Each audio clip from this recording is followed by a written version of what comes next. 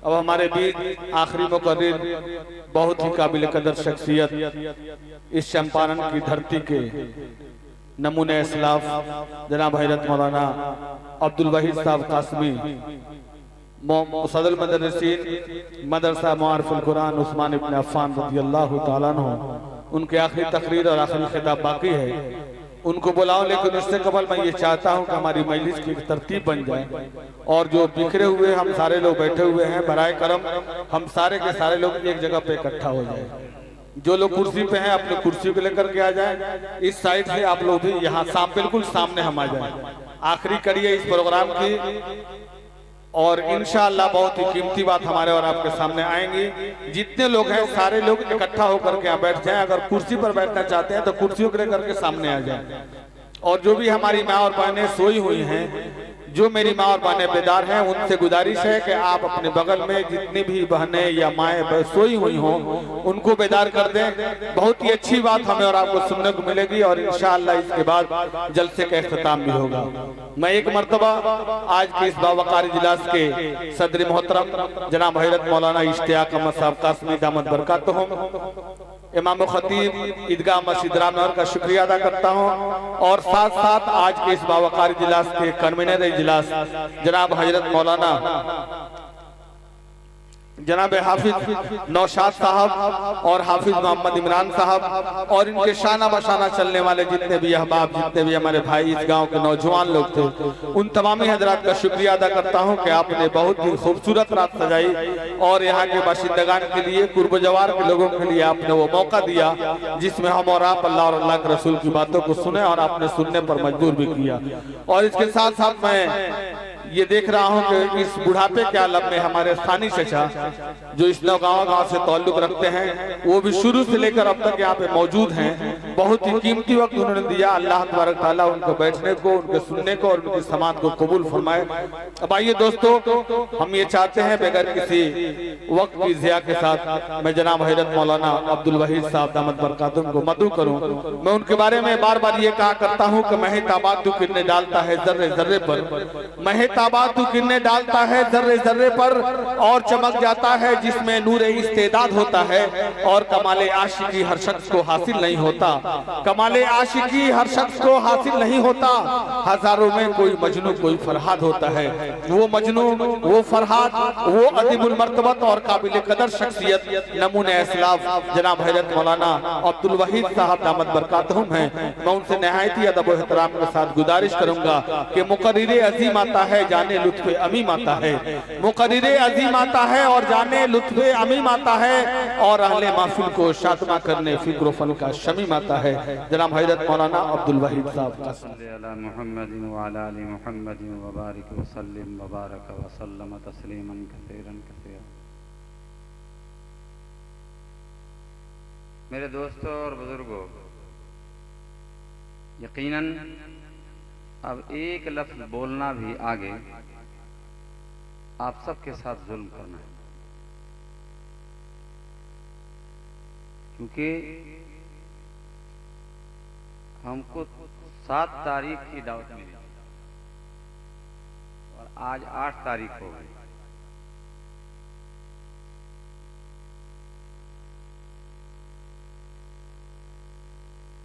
तो हम 8 तारीख में बोलने के हकदार भी नहीं, लेकिन आप लोग बड़े दिलदार हैं, दिलदार हैं कि मजबूर हैं, अब आप ही जानें।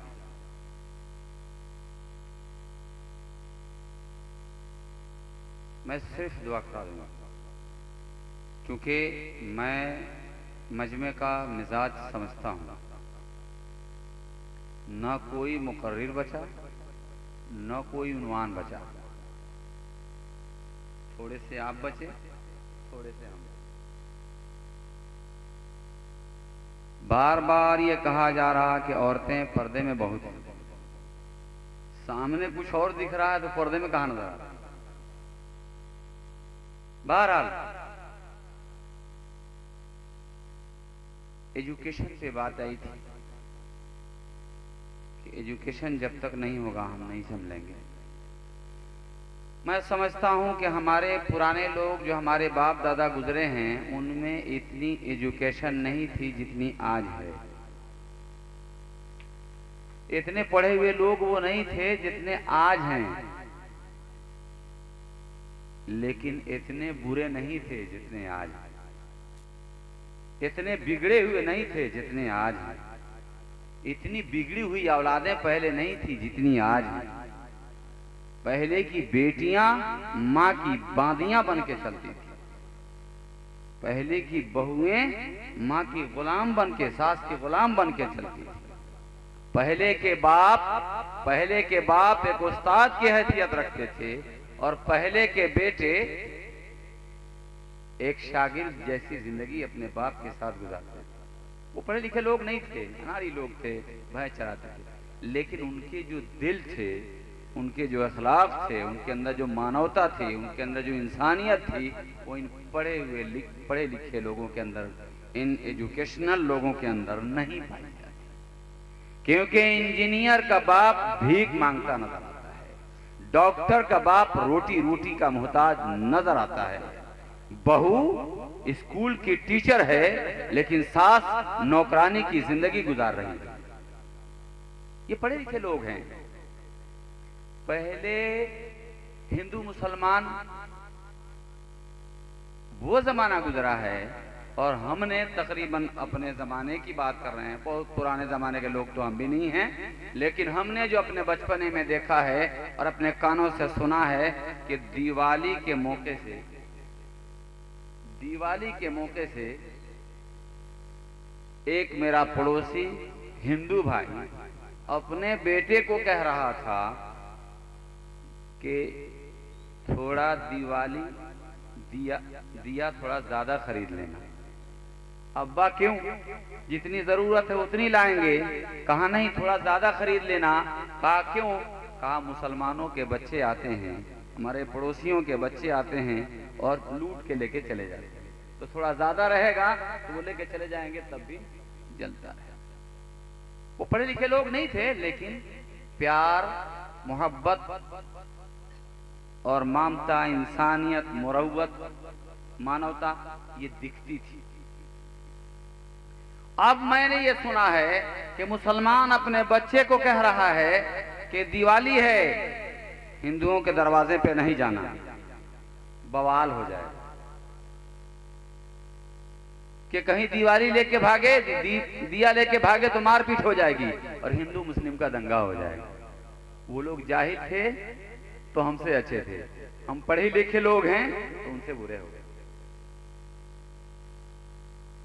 जाहिल बेटी थी तो बाप जिस लड़के के साथ उसका निकाह कर देता था वो राजी हो जाती थी, लेकिन ये पढ़ी लिखी लड़की कहती है मेरी जिंदगी, मैं आजाद, मैं अपनी जिंदगी की मालिक हूं, मैंने इसलिए तो नहीं पढ़ा है कि आप जिसके साथ बांध दे मैं चली जाऊं, इसलिए मैं अपनी मर्जी से जीऊंगी। पढ़ा लिखा बेटा अपने बाप को ऐसे रुसवा करता है कि बाप बचपन से लेके जवानी तक अपनी सारी जिंदगी की कमाई इस औलाद को पढ़ाने में लगा दिया, और जब ये पढ़ लिख के काबिल इंसान बना तो ये सबसे बड़ा बेवकूफ इस धरती पे किसी को समझने लगा तो अपने माँ बाप को समझने लगा।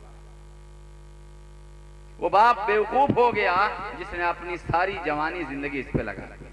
वो माँ सबसे नादान हो गई जिसने अपने कलेजे के टुकड़े को अपने सीने से लगा के दूध पिलाया।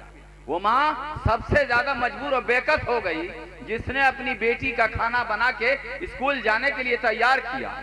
वो बाप सबसे बड़ा बेवकूफ और नादान बन गया जो अपने बेटे को स्कूल में ले जाकर, आप गए होंगे स्कूल में, मैं भी गया हूँ इम्तिहान के मौके पर, अभी मैट्रिक का इम्तिहान जो गुजरा है पिछला, स्कूल में बच्चों को छोड़ देने के बाद 4-4 घंटे 5-5 घंटे बाप बाहर इंतजार कर रहे होते थे। जिनके बाप घरों में नहीं थे, बाहर पैसा कमाने के लिए गए थे, अपने औलाद की फीस भरने के लिए, उनकी माएं 4-4 घंटे तक अपनी बेटियों का इंतजार कर रही थी। और ये बेटी, ये बेटा इस पढ़ाई का ये सिला दे रहा है कि अपनी मर्जी से शादी कर रहा है, जहां चाहता है चले जाता है, कहता है कि हमने यही सीखा है। अगर इसी का नाम तालीम है तो हम इसको तालीम नहीं कहते। अगर इसी का नाम एजुकेशन है तो हम इसे एजुकेशन नहीं मानते। ये इंसानियत नहीं, मानवता नहीं, ये जानवरपना है। यह इंसान जिसका खा रहा है उसी को डंक मार रहा है। यह इंसान जिस माँ का दूध पी रहा है उसी को पानी का मोहताज बना देता है। यह इंसान जिस बाप की सारी जिंदगी की कमाई खा के बड़ा हो रहा है, यह उसी बाप को जूतियां लगा रहा है, उसी बाप को रुसवा कर रहा है। बहरहाल मुझे बात नहीं करनी, आप सारे साथी दुआ कर लें अल्लाह ताला अगर जिंदगी बाकी तो बात बाकी, इंशाअल्लाह फिर किसी मौके से अगर जिंदगी ने साथ दिया, क्योंकि हमारी आदत है कि होड़ नहीं लगाते कि मेरा नंबर पहले दे दीजिए, मेरा नंबर, तो मौका मिल गया मुकद्दर में बात होगी तो होगी, वरना बात करने का मेरा मूड अब नहीं रहा, और आपका भी मूड, क्योंकि हो सकता है ये लोग ऐसे लोग हों जो यहाँ के नहीं हों, अब बाहर के आ गए हैं, फंस गए हैं, अभी जा भी नहीं सकते, तो क्या करेंगे? पूरी रात हम बैठे रहे तब भी आप बैठे, अब जाएंगे नहीं तो करेंगे क्या? बैठे ही रहेंगे। इसीलिए आप भी मजबूर हैं। बहरहाल सबसे पहले मैं यहाँ की बस्ती के हिंदू मुस्लिम तमाम लोगों को मुबारकबाद दे रहा हूँ कि आज ये पहला ऐसा जलसा होगा जिस बस्ती में 35 घर या 40 घर मुसलमान होंगे और बाकी अक्सरियत हमारे हिंदू भाई हैं। उसके बावजूद भी इतना अजीमुशान इजलास आपने सजाया, इतना बेहतरीन इंतजाम किया। मैं हैरान हो रहा था कि कारी सुहेल साहब कुशीनगरी नात पढ़ रहे थे, एक यहाँ मेरा हिंदू भाई नौजवान बैठा हुआ और पैसा इनाम की शक्ल में उनके कदमों में निछावर कर रहा था। यह इस बात की गवाही दे रहा था कि दुनिया वालों, तुम जितनी नफरत बांटनी है बांट लो, लेकिन हम मोहब्बत के साथ जिए थे, जिए हैं और जिए। इस जलसे ने और कुछ न किया हो, लेकिन कम से कम आज ये पैगाम तो जरूर दिया है कि हम कल भी एक थे, आज भी एक हैं। हाफिज नौशाद साहब को अल्लाह जज़ाए खैर अता फरमाए, अल्लाह इनके इस मेहनत को कबूल फरमाए। तकरीबन 20 दिन से ये शख्स सोया नहीं है और मेहनत करता रहा, लोगों को जोड़ने की, हिंदू मुस्लिम की मानवता को कायम करने की, मोहब्बत को परवान चढ़ाने की। अल्लाह इस शख्स की मेहनत को कबूल फरमाए, हाफिज इमरान साहब की मेहनत को कबूल फरमाए। हमारे जलसे के सदर जनाब हजरत मौलाना इश्तियाक अहमद साहब कासमी मद्दजिल्लहुल आली की कुर्बानी को अल्लाह कबूल फरमाए कि सारे लोग चले गए लेकिन हजरत वाला अभी तक बैठे रहे और आखिर तक हमारा साथ दिया। मेरे दोस्तों और बुजुर्गों, अल्लाह ताला आपको हमको एक साथ रहने की, मोहब्बत के साथ रहने की, जीने की और मोहब्बत के साथ एक दूसरे के दुख सुख में शामिल होने की तौफीक अता फरमाए। हम चाहे हिंदू हों, मुस्लिम हो, सिख हों, ईसाई हों, मुक्तदी हों, इमाम हों, पीर हों, मुरीद हों, अमीर हों, मामूर हों, उस्ताद हों, शागिर्द हों, बाप हो, बेटा हो, भाई हो, बहन हो, बेटी हो, माँ हो, बहू हो, सास हो, मोहब्बत से घर सजते हैं। लोग कहते हैं कि ये घर बने हैं ईंट पत्थर और टाइल्स लगा के, मैं कहता हूं ये घर नहीं है, ये मकान हैं। ये घर नहीं है, ईंट और पत्थरों से मकान बनते हैं, घर नहीं बनते। घर प्यार से बनते हैं, मोहब्बत से बनते हैं। अगर एक छत के नीचे रहकर दो भाई आपस में बातचीत बंद किए हैं, ईद के दिन भी भाई भाई से गले मिलने को तैयार नहीं है, होली के दिन भी हिंदू हिंदू से मिलने को तैयार नहीं है, बाप बेटे से मिलने को तैयार नहीं है, सास बहू से बात करने को तैयार नहीं है, तो ये घर नहीं है भाई, ये पत्थरों के मकान हैं। इसमें इंसान नहीं रहते, इसमें पत्थरों के जिगर रखने वाले लोग बसते हैं। इसीलिए अपने सीनों के अंदर प्यार पैदा कीजिए। इस दुनिया में नफरत भर चुकी है, मोहब्बत की जरूरत है। मोहब्बत से जमीन को सैराब कीजिए। भाई को भाई के प्यार की जरूरत है, बेटे को बाप से प्यार की उम्मीद लगी है, माँ को बेटी से प्यार की उम्मीद लगी है, सास इस बात की इंतजार में है कि बहू कभी मुस्कुराते हुए मैके, मुझे मुस्कुराते हुए चेहरे के साथ मेरे सामने मैके रुखसत हो। बहू इस बात के इंतजार में है कि सास जिस तरह से अपनी बेटी को मुस्कुराते हुए रुखसत करती है, रोते हुए सीने से लगाती है, उस तरह से कभी मुझे भी मुस्कुराते हुए रोते हुए सीने से लगा के रुखसत करे। मोहब्बत के मोहताज हर रिश्ता कर रहा है। हमारे बीच में तालीम तो बहुत हो चुकी है, एजुकेशन बहुत आ चुका है, तालीम उलमा की कमी नहीं है, हुफ़ाज़ की कमी नहीं है, बल्कि आप जमात की कारगुजारी सुनेंगे। मैं 2012 में मरकज में था दिल्ली के अंदर, शाकिर भाई जिंदा थे, चंपारण की बहुत बड़ी हस्ती जमात के साथी के गुजरे हैं। तो कारगुजारी सुना रहे थे कि सिर्फ बिहार के अंदर 2,77,000 उलमा, 2,77,000 और 2012 की कारगुजारी है तकरीबन 2.25 लाख से ज्यादा उलमाए किराम सिर्फ बिहार के अंदर, हिंदुस्तान के एक राज्य के अंदर। और कितने राज बाकी हैं, कितने उलमा होंगे, कितने हुफाज होंगे। अगर मैं कहूं कि इल्म दीन की भी कमी है तो मुझे नहीं समझ में आता। इल्म दीन की भी कमी नहीं है। मैं संभल गया हूं, संभल की धरती पे एक मोहल्ला है बिलाल नगर, उस मोहल्ले के अंदर सिर्फ एक मोहल्ले के अंदर 400 हुफाज हैं। मैं कैसे मान जाऊं कि दीन की तालीम नहीं है। लेकिन बदअखलाकियों ने घरों में आग लगा रखी, बदअखलाकियों ने मुक्तदी को इमाम का दुश्मन बना दिया है, इमाम को मुक्तदी से दूर कर दिया है, भाई को भाई से दूर कर दिया है, बेटे को बाप से दूर कर दिया है। मैं एक मस्जिद में गया और बाप जोहर के वक्त मैं मस्जिद में दाखिल हुआ नमाज पढ़ने के लिए, बाप फटे गरीबान के साथ मस्जिद के दरवाजे पर आकर और यूं दामन फैला के कह रहा, या अल्लाह मेरे बेटा को कोढ़ी बना दे। मैं जाके मुंह पे हाथ रख दिया। मैंने कहा चाचा क्यों ऐसा जुमला बोलते हो, तुम बोल रहे हो, तुम्हारी जबान अगर नहीं रुकी तो तुम्हारे बेटे को झेलना पड़ जाएगा। क्योंकि जब बाप की आह निकलती है तो बेटे की जिंदगी तबाह हो जाती है। इसलिए बाप की हाय ना निकलने देना। मैंने कहा आप क्यों? कहा भी मेरे बेटे ने मुझे पकड़ के मारा है। क्या इसीलिए बाप ने पाला था? क्या इसीलिए बाप ने अपनी जिंदगी छुपाई थी? क्या आज उसको मौका आ जाए? जब आप बचपन में थे, छोटे थे, उसके कांधे पे पेशाब कर देते थे, वो एक सांस में 100 सवाल करते थे, 100 सवाल का मुस्कुरा के जवाब देता था। जब चाहते थे उसके पॉकेट में हाथ डाल के पैसा निकाल लेते थे। जिस खिलौने वाले को चाहते थे आवाज दे के रोक लेते थे। और आपका बाप आपके खिलौने वाले को जाने नहीं देता था और आपके खिलौने को खरीद कर आपके हाथ में थमा देता था। आज उसकी दिमागी तवाजुन खराब हो चुकी है, आज वो बूढ़ा हो चुका है, सोच गड़बड़ा गई है, आंखों की बीनाई कमजोर हो गई है, कमजोर दिखने लगी है, बाजुओं में पांव में ताकत कमजोर हो गई है, इसकी ताकत कमजोर हो चुकी है। वो कुछ कहना चाहता है, कुछ और कह जाता है। आप उसको पागल समझते हैं, आप उसको रुसवा करते हैं, जलील करते हैं। अगर मस्जिद में जाके गलती से किसी चंदा करने वाले आदमी को 1000 रुपया लिखा के आ जाता है तो आप उसको जलील करते हैं। ए बूढ़ा आदमी, तुझे पता भी है पैसा किस दर्द के साथ कमाया जाता है, हमसे पूछ के लिखा देते।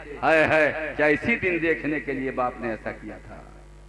इसलिए रिश्तों की हकीकत को जानिए, पहचानिए।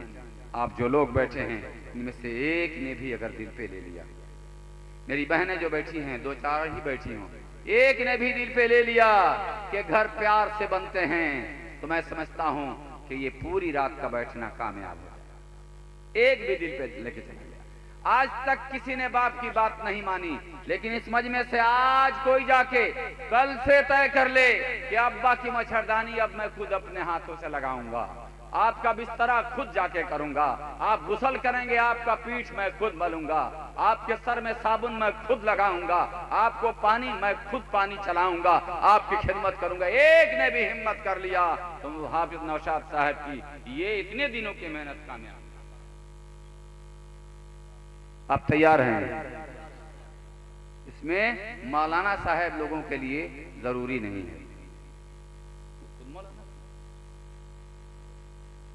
ना ना ना ना, मुफ्ती साहब, कारी साहब, काजी साहब, हाजी साहब, नमाजी साहब, अगर आपके बाप जिंदा हैं और वो अपने हाथ से पाइप चला के नहा रहे हैं तो आप कयामत के मैदान में अपनी तिलावत से नहीं बच सकते, अपनी तस्बीह इबादत से नहीं बच सकते, अपने चिल्ला चुल्ला से नहीं बच सकते, अपनी क़िरात से इमामत से नहीं बच सकते, अपने दारुल क़ुज़ा में बैठने से नहीं बच सकते, आप भाषण देने से, हजरत जी यहाँ बैठ के बयान कर लेने से नहीं बच सकते। अगर आपका बाप जिंदा है, यहाँ जैसे बयान कर रहे हैं, रात में जाइए तो पांव बाप का दबाइए, खिदमत कीजिए, बिस्तर अपने हाथों से कीजिए, दूसरे से मत। इसलिए करेंगे ना इंशाअल्लाह। अरे माँ के नाम पे जब शेर पढ़ा जा रहा था तो इनाम आ रहा था। लेकिन वही माँ पानी पानी चिल्लाती है और आपको देने की फुर्सत नहीं है, क्योंकि आप नेट में लगे हुए हैं। मैसेज आया हुआ है किसी यार का, किसी दोस्त का। ए मेरे भाई, मैं तकरीर कम करूंगा, मुझे दर्द ज्यादा लगता है। मैं जो देख रहा हूं, एक दिन मेरे गली में एक माँ आई और मोटे मोटे आंसू उसके चेहरे पे गिर रहे थे। मैंने पूछा क्या हुआ? कहा आप सारी दुनिया में बयान करते, तकरीर करते, सुनाते हैं, मेरे बेटे को नहीं समझाते। मैंने क्या हुआ? ऐसी भद्दी भद्दी गालियां दे रहा था कि मेरे शर्म से मेरे सर झुक रहे थे कि मैंने ऐसी औलाद को जन्म क्यों दिया। वो माँ की कोख शर्मिंदा है ऐसी औलाद। इसलिए मेरे दोस्तों और बुजुर्गों, खास तौर से नई नस्ल तो सारे जा चुके हैं, जश्न मनाने वाले लोग सो चुके होंगे, या फिर जो आए हैं वो भी जाके सो जाएंगे। लेकिन जो बूढ़े लोग बैठे हैं, इनसे भी खास तौर से कहूँगा, अगर औलाद आपकी नाफरमान हो गई है, बागी हो गई है, तो खुदा के लिए अपनी ज़बानों ताले लगा लीजिए। उसे बद्दुआ मत दीजिएगा, उसको बद्दुआ मत दीजिएगा। औलाद आप ही की है, अगर आपकी हाय लग गई तो वो बर्बाद हो जाएगी, दुनिया भी उजड़ जाएगी और उसकी आखिरत भी बर्बाद हो जाएगी। इसलिए कम से कम आप ही सब्र कर लीजिए, इतना कर जाइए, अल्लाह आपकी इस सब्र को बदला देगा। वरना आपकी हाय, मैंने अपनी आंखों से देखा है, एक लड़का अपनी माँ को मार रहा था। मेरे आंखों देखा हाल, मेरी बस्ती का कारगुजारी है, मेरी बस्ती की, कोई आके देखना चाहे तो आज भी देख सकता है। आज भी मैं दोनों माँ बेटा को बैठा के वो जुमला बोला हूँ। जब वो माँ को गालियां दे रहा था और उसके बाल घसीट के मार रहा था, मैंने ऐसे यूं धक्का दिया, थप्पड़ मारे, वो गांव के नाता से बेटा की हैसियत लगेगा। मैंने डांटा कि ये क्या कर रहा है खुदा का बंदा, कयामत आ जाएगी, कयामत आ जाएगी। अगर माँ दलील होगी तो कयामत आ जाएगी। इसलिए माँ को रुसवा ना कर। बहरहाल वहां तो मैंने छोड़ा दिया। वो उम्मा कह रही थी, या अल्लाह इसको कोढ़ी बना दे। ये जुमला उसका था और ये मैंने अपने आंखों से देखा है। ये दोनों पांव वो कपड़े में लपेट के अब जूता से बाहर नहीं निकाल सकता और गली गली भीख मांग रहा है। माँ भी जिंदा है, बेटा भी जिंदा है। एक दिन मैं दोनों को बैठाया और माँ को बैठा के कहा, इस बच्चे की माँ, मैंने तुम्हें पहले भी कहा था कि जबानों पे ताले लगा ले, अपना दर्द पी जा, अपनी जबान को सी जा, वरना तेरे बेटे को झेलना पड़ेगा। और देख रही है ना किस हाल में तेरे बेटे। इसलिए अपनी जिंदगी में आप अपनी औलाद को खुदा के लिए माफ कीजिए। करेंगे ना इंशाअल्लाह। अल्लाह ताला आपको भी हमको भी कहने सुनने से ज्यादा अमल की तौफीक।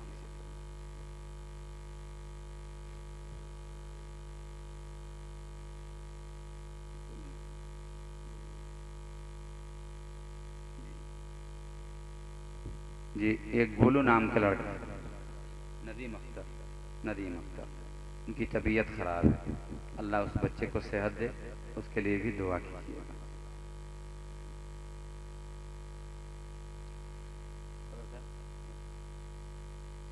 अल्लाहुम्मा सल्ली अला मुहम्मद व अला आलि मुहम्मद व बारिक व सल्लिम। अल्लाहुम्मा मिनका सलाम तबारक या ज़ल जलाली वल इकराम। ला इलाहा इल्लल्लाहु वहदहु ला शरीका लहु, लहुल मुल्कु व लहुल हम्द, युहयी व युमीतु व हुवा अला कुल्लि शैइन क़दीर। या अल्लाह, हम खताकार हैं, हम गुनहगार हैं, फिर भी तेरी मदद के तलबगार हैं। या अल्लाह, हम में से हर कस व नाकस मदद फरमा। पूरे आलम के मुसलमानों की जान माल इज्जत आबरू और ईमान की हिफाजत फरमा। या अल्लाह, तू सातों ज़मीन व आसमान का बनाने वाला इलाहुल आलमीन तन्हा खालिक मालिक है। या अल्लाह, हमने तुझे कल भी खुदा माना था, आज भी खुदा मानते हैं, मौत तक तुझे खुदा मानने की तौफीक अता फरमा। या अल्लाह, ईमान पे खात्मा नसीब फरमा। इलाहुल आलमीन, अब तक जितनी बातें हुई हैं इलाहुल आलमीन बहुत बेहतरीन और कीमती बातें हुई हैं। यानी जितने उलमाए किराम आए थे, सब ने अपने अंदर के दिल का दर्द बयान किया। किसी भी शक्ल में शुअरा ने भी इस्लाह की कोशिश की कि मुआशरे की इस्लाह हो जाए। इस्लाह मुआशरा की कोई न कोई सूरत बने। कोई गा के सुना रहा, कोई ज़बान से बता रहा, कोई नज़म में, कोई नसर में, कोई शेर में, किसी अंदाज में अपने कौम को समझाना चाहता।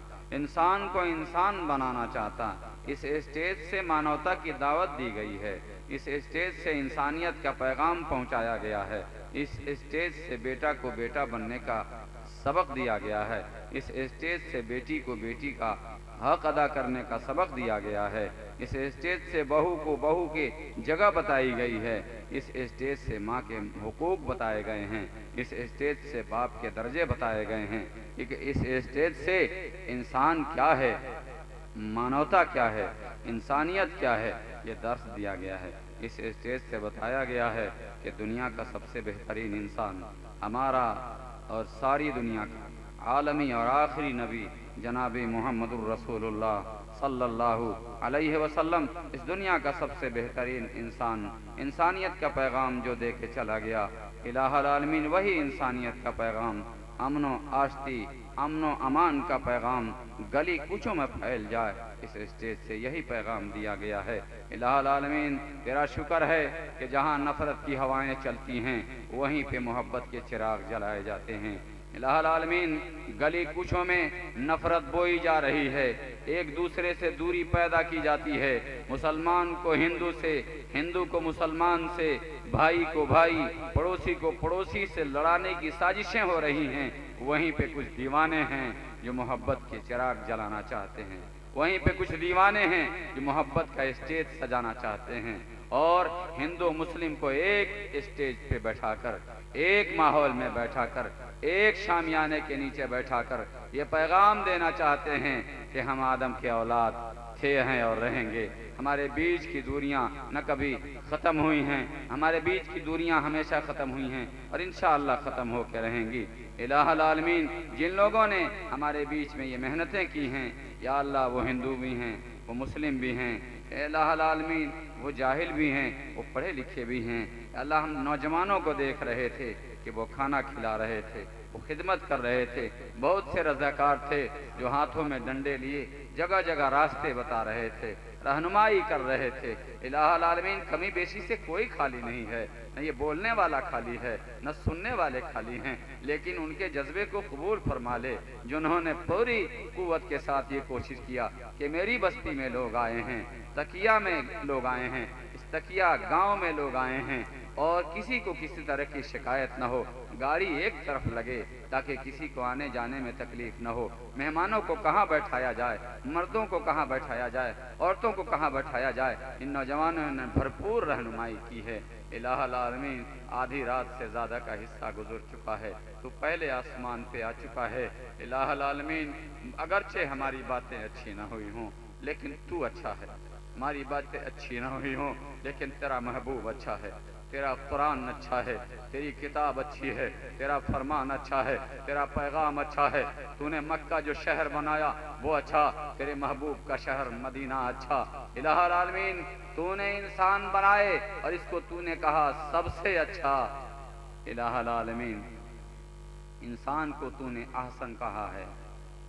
इलाहुल आलमीन इसकी तख्लीक बड़ी बेहतरीन की है। हम इंसान हैं, हमें इंसान बना, हमें हिंदू और मुसलमान न बना, हमें सिख और ईसाई न बना। मजहब के इख्तलाफात रहेंगे, ये क़यामत तक रहेंगे। ये नबी हजरत आदम अलैहिस्सलाम से लेकर आखिरी नबी हजरत मोहम्मद सल्लल्लाहु अलैहि वसल्लम तक मजहबी इख्तलाफ न ख़त्म हुआ, न क़यामत तक ख़त्म हो सकेगा। ये तेरी ही तफरीक है मेरे मालिक, लेकिन हमारे अंदर एक मजहब मानवता का भी है, इंसानियत का भी है। इलाहुल आलमीन उस मानवता को जिंदा कर दे, हमारे बीच वो इंसानियत और मोहब्बत को जिंदा कर दे कि एक पड़ोसी हिंदू हो, बीमार हो और उसको इलाज की ज़रूरत हो, एक मुसलमान के पास गाड़ी हो, सहूलत हो कि उसको अस्पताल पहुंचा सकता हो, तो उस मुसलमान के सीने में वो दिल दे दे कि अपने हिंदू पड़ोसी को अपने गाड़ी पे बैठाए अस्पताल पहुंचा दे। इलाहुल आलमीन एक हिंदू के सीने में वो दर्द दे दे कि एक मुसलमान अगर जख्म से कराह रहा हो और उसके पास अल्लाह ने सहूलत दी हो, मेरे परवरदिगार अगर तूने सहूलत दी हो, तो हिंदू पहले हिंदू न बने, पहले इंसान बने और उसको साथ ले, उसका इलाज कराए, जहां तक हो सके उसकी खिदमत करे। इलाहुल आलमीन हम दोनों को नहीं बल्कि दुनिया के तमाम इंसानों को पहले इंसान बना दे। इलाहुल आलमीन इस स्टेज से जो पैगाम दिया गया है, इलाहुल आलमीन अब तक जितने मर्द औरतें बैठे हैं, इलाहुल आलमीन ये सारे ही तेरे महबूब की मोहब्बत में बैठे हैं, तेरे दीन की मोहब्बत में बैठे हैं, और जिस मकसद के लिए जहाँ से इनको आवाज़ दी गई आए हैं। अलग बात है कि किसी को किसी की बात जमी, किसी को किसी की बात नहीं जमी, लेकिन इलाहुल आलमीन असल मंशा है कि तू राज़ी हो जा। इलाहुल आलमीन अगर तू राज़ी हो गया तो हमारा मसला हल हो जाएगा। इलाहुल आलमीन इस पूरी बस्ती के अंदर अमन, अमान, मोहब्बत, प्रेम जिंदा फरमा। इलाहुल आलमीन एकता, इंसानियत, मरूवत जिंदा फरमा, मोहब्बत जिंदा फरमा, नफरत ख़त्म फरमा। इलाहुल आलमीन हमारे इस पूरे ज़िले को नहीं बल्कि पूरे सूबे को नहीं बल्कि पूरे मुल्क को अमन व अमान से भर दे। या अल्लाह, मोहब्बत के पैगाम्बर हैं हम मोहब्बत के सौदाई हैं, हम मोहब्बत के खूगर हैं। लोग नफरत फैलाते होंगे, हम मोहब्बत के पैगाम्बर हैं, मोहब्बत के सौदागर हैं। हम मोहब्बत लेके चले हैं और मोहब्बत का पैगाम देने चले हैं। इलाहुल आलमीन अगरचे हम कामयाब हो ना हो हमें पता नहीं है, लेकिन कम से कम जिन दिलों तक आवाज़ पहुंच सकती है हम पहुंचाने आए थे, इन कानों तक आवाज़ पहुंच सकती है हम पहुंचाने आए थे। हमारी तस्वीर लोगों ने बिगाड़ने की कोशिश की है कि दाढ़ी वाले लोग दहशतगर्द होते हैं, दाढ़ी वाले लोग, टोपी वाले लोग अमन बिगाड़ते हैं, ये लोग अमन अमान खराब करते हैं, मुल्क के अंदर नफरत फैलाते हैं। लेकिन तुझे पता है, मैं गारंटी के साथ कह रहा हूं कि दुनिया के अंदर, पूरी दुनिया के अंदर शायद कोई मौलवी होगा जो अपने बाप को छोड़ा होगा, शायद कोई मौलवी होगा जिसने अपने माँ को छोड़ा होगा। इलाहुल आलमीन बल्कि 99% उलमा हैं जिनके बीच में इख्तिलाफ नहीं है। ये पढ़े लिखे लोग नहीं हैं, इनको लोग समझते हैं कि ये सीधे साधे लोग हैं, ये सिर्फ मस्जिद के इमाम हैं, सिर्फ कुरान की तालीम हासिल करते हैं, इनको कुछ नहीं आता। लेकिन मैं जहाँ तक समझता हूँ कि दुनिया के नबियों के बाद सबसे बेहतरीन कौम अगर कोई है तो उलमाए किराम की जमात है।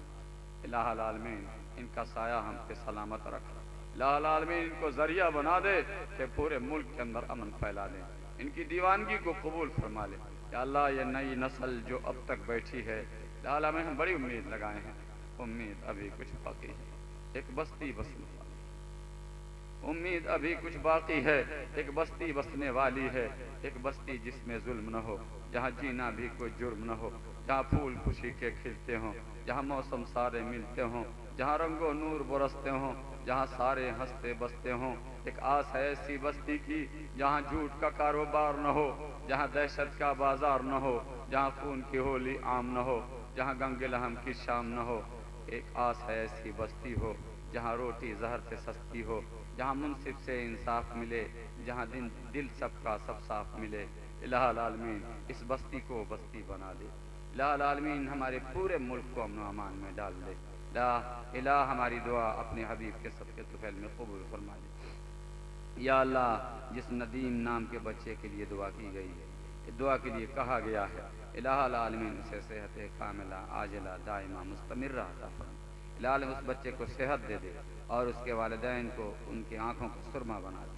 इलाहुल उनकी तमन्नाएँ पूरी फरमा दे, पता न किस तमन्ना के साथ उन्होंने उसकी खिदमत की होगी। इलाहुल आलमीन तू ही बीमारी सेहत का मालिक है, तो सेहत वापस कर दे। सेहत दवाओं में नहीं है, सेहत डॉक्टर में नहीं है। अगर सेहत डॉक्टर में होती तो डॉक्टर अपनी बीवी को बचा लेता, अगर सेहत दवाओं में होती तो दवाओं से आदमी खा के जिंदा रहता, नहीं मरता। लेकिन दवाएं खाने के बावजूद भी लोग मर जाते हैं। इलाहुल पता चला न दवाओं में ताकत न डॉक्टरों में ताकत तेरे पास है। या अल्लाह तू शिफा दे दे। इस पूरे मजमे में बहुत अच्छे लोग बैठे होंगे, या अल्लाह इन तमाम अच्छे लोगों के आमीन के सत्ते में मेरी दुआ को। कितने बीमार लोग हमारे उलमा में भी हैं, हमारे इन बैठे हुए मजमा के सामईन में भी हैं, हमारी माँ बहनों में भी हैं। इलाहुल आलमीन तमाम को सेहत अता फरमा। इलाहुल हमारे हिंदू मुस्लिम में जिनको भी बीमारी है अल्लाह सबको सेहत अता फरमा। इलाहुल आलमीन हमारी दुआ अपने हबीब के सदक़े तुफ़ैल में कबूल फरमा। व सल्लल्लाहु तआला अला खैरि खल्क़िही मुहम्मदिन व आलिहि व सहबिही अजमाइन बिरहमतिका या अरहम